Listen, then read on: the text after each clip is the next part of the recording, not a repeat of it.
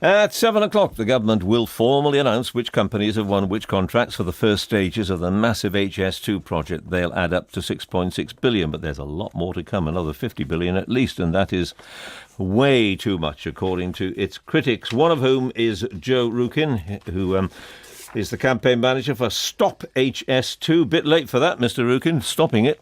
Well, not at all, John.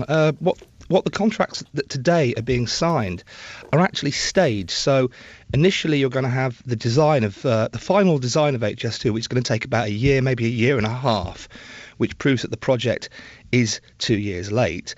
And obviously this is on the back of the news yesterday that the man who quite literally wrote the book for Network Rail in terms of costings of rail's projects is saying that it could come in double the current estimate, exactly double the current estimate at £111 billion.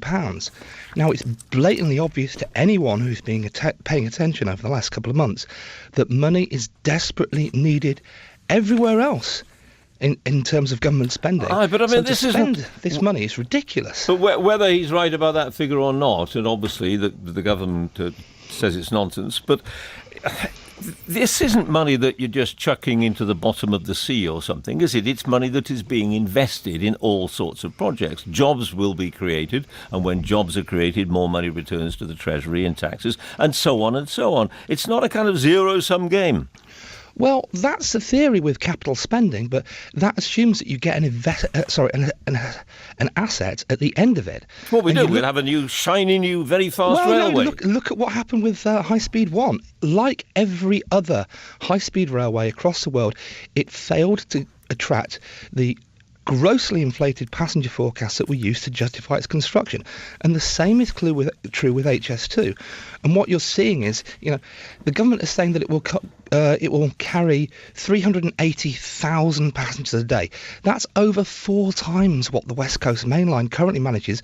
And the West Coast Main Line, currently, those trains stop at places like Wolverhampton, like Milton Keynes, like Coventry, where I'm sat today. And to include those numbers in these passenger forecasts is absolutely spurious. But the government say, it's needed to free up capacity. And of course, that's a massive hidden cut within the HS2 plan. But on plan. this argument, 11.2 billion worth of cuts to existing rail services are demanded by HS2. But on this argument, we'd never have any new infrastructure because we would endlessly say, well, let's upgrade this road or this rail or whatever it happens to be. And in the end, we'd find ourselves in another 10, 20, 50 years' time looking back saying, why didn't we do what the French did and build all those wonderful rails or whatever it happens to be?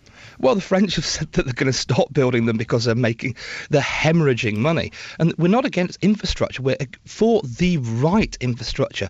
And HS2, from the outset, has been a solution looking for the problem. The Institute of Government just last month cited it as one of the prime examples of how governments get projects wrong. And this is a thing that it's just this vainglorious vanity project that's developed a life of its own that people are afraid to stop because it has been demanded. It's been demanded by the very